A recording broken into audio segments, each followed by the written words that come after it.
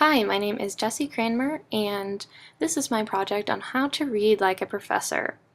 So when I was reflecting upon my reading, I find interest in reading all different kinds of books. But the only problem I have with that, though, is that for me to finish a book, I really have to enjoy it, which is probably the same for everybody. I mean, who doesn't want to read a book that they don't enjoy? And so when I was trying to connect how to read to something that I enjoy, it naturally came easy. I find that my reading style, the way I read, the books I like to read connect to the ocean. The ocean is silent, and when you close your ears from sound and pay attention to the beauty of the water and the untouched golden sand, the ocean is seemingly every person's paradise. It is the same way with the way I like to read. When I block out surrounding noises and pay attention to the beauty of the words, I can read and nothing else will bother me.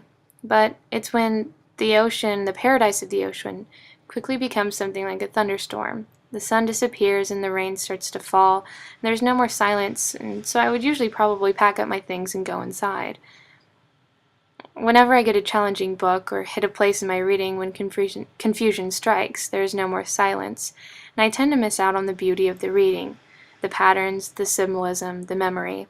I want to learn how to read when I am confused, to get past the thunderstorms while being by the ocean, and I believe studying Foster's concepts hopefully will allow me to understand how to get through those challenging novels with purpose, applying symbolism and pattern to the most struggling parts of the plot.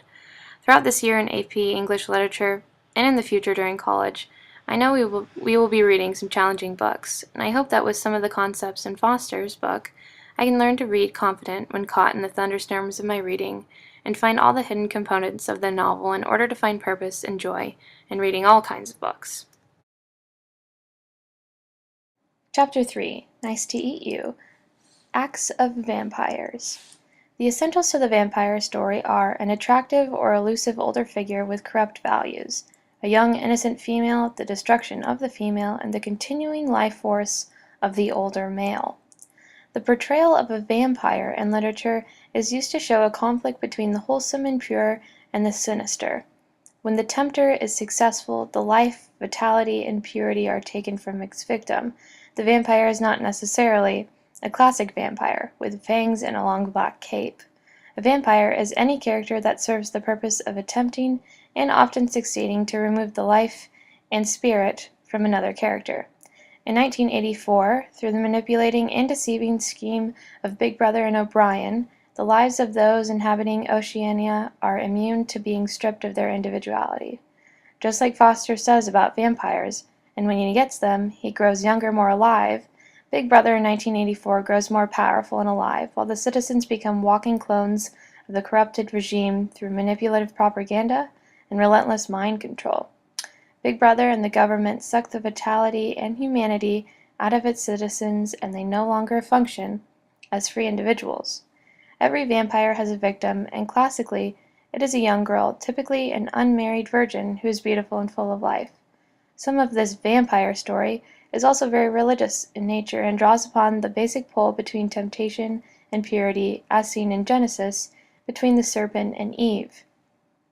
In a common traditional Christian interpretation, Satan, in the form of a snake, convinced Eve that God has lied to her and her partner Adam concerning the tree of knowledge of good and evil. The serpent convinces her to eat the fruit of the tree so that they will become as gods. The Bible says the serpent comes to steal, kill, and destroy, in the form of a serpent, desiring to see them fall from God's grace. That is what he does, lying to people constantly, wanting to take them away from God any way he can. Satan's motive for deceiving Eve was to cause her to disobey God. His main purpose on earth is to keep those who have not come back to God through Jesus away from him, and to pull those who do belong to God because of Jesus' sacrifice for them away. Chapter 10: It's More Than Just Rain or Snow. There is always a purpose for something, including the weather. Rain isn't in the novel just because. It obviously has a purpose, and something will happen because of the rain, or whatever the form of weather may be. In 1984, an example of the dystopia being created would be the weather note on the first line of the book. It was a bright, cold day in April, puts forward the idea that in the time of rebirth, which could be known as spring or the dawn of a new year, There is war between weather and a strong contrast. This also paints a good picture in the reader's mind of what the world must be like as quite a horrible place with grim weather that sets a scene of war. The brightness described, setting the stage for the book, foreshadows the outside appearance of the party, where it seems like everything is perfect and running smoothly. However, even when it might be bright and sunny outside, it still can be really chilly and cold. In 1984, the bright, cold day implies that underneath all the brightness and seemingly perfect society, the cold is lifelessness and represents the harsh reality of what the party is really like. The book titled The Ocean at the End of the Lane by Neil Gaiman is also very reliant on the weather, as it foreshadows the majority of the story. This book follows an unnamed man who returns to his hometown for a funeral and remembers events that began 40 years earlier. He recounts the experience of when his family sought the protection of evil forces with the help of three mysterious women. A lot of the book centers around the imagination fantasies he experienced when he was a young little boy. The fantasies that brought the evil forces allowed for the majority of the book to have a very depressing and dark tone, just as seen through 1984. Because he was remembering the past and also being in the present, the weather served not only as a depressing tone, but it also served as the main purpose for time change. The wind characterized this change in time, as it also provided a mysterious fog that always surrounded the particular lake he always spent his time. This also happened to be the place where his best friend died. The fog and wind not only suggested a mysterious setting, but also provided the feeling of death, as it reoccurred many times during the book. The coldness of the weather described in 1984 is also used in this book, because many people in his family died along the way because of his imaginative fantasies. The cold weather stated at the beginning of the paragraph always foreshadowed another death, suggesting the tone and attitude the author has toward such a subject. Chapter 11. More Than It's Gonna Hurt You Concerning Violence. There are two different kinds of violence found in literature. The first is the specific injury that authors cause characters to visit on themselves or one another. The second type of violence is the narrative violence that causes characters harm in general. In 1984, violence is prevalent in many different forms through mind control and physical control. The first category of violence, a specific injury, is seen at the end of the novel, where Winston is at his most vulnerable state. The regular sessions in the Ministry of Love are not quite all the torture Winston endures. O'Brien has Winston heal and become relatively healthy before they put him to the final test, Room 101. This room holds the final torture, the worst fear. When this is revealed to Winston, the reader can no longer help but place themselves in Winston's shoes and imagine what they fear the most.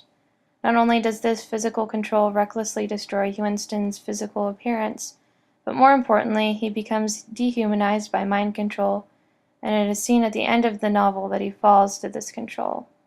What is the most saddening is the reader sees him understand that he fails. He relinquishes his own power to give up, and ultimately proves that nothing good can come from such a society. The second category of violence Foster presents is that death is used specifically to only thicken the story or advance the plot. There is not a necessary injury or a necessary problem. This type of violence has a very specific purpose beyond just gore and action. An example of this violence is seen in the novel The Great Gatsby by Fitzgerald.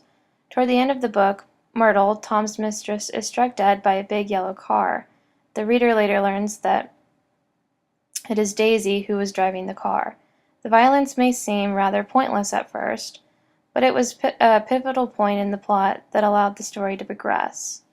The violence is what will keep Tom hooked on Daisy, since he no longer has a mistress, but more importantly, the act of violence is what will lead to the main character's death, Gatsby.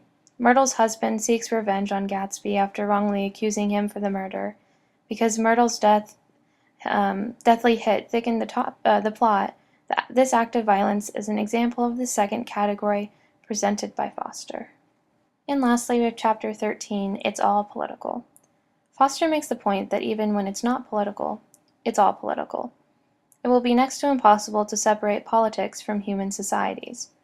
History is rewritten shamelessly, facts are manipulated, privacy is gone, food is rationed, technological progress is abandoned, personal life is lost, and leisure time is forced and only possible through state-run community centers. 1984 is a political allegory and a warning against the misgivings of a totalitarian state. In today's world, it is of the utmost importance to read this book, because it can be an insight into times to come only, and if only, the individual loses awareness of consciousness and goodwill, and allows himself to be manipulated by political brainwash. 1984 is a cry to remain protective of individuality and freedom. In The Scarlet Letter, the right to individual freedom is similarly present as it explores further into the realm of gender discrimination. As much as adultery is regarded with hatred, being selective in punishing one of the culprits is not right. The politics in the novel are revealed in the selective punishing of Hester, at the point when it is determined that Hester is a victim of the adultery charge.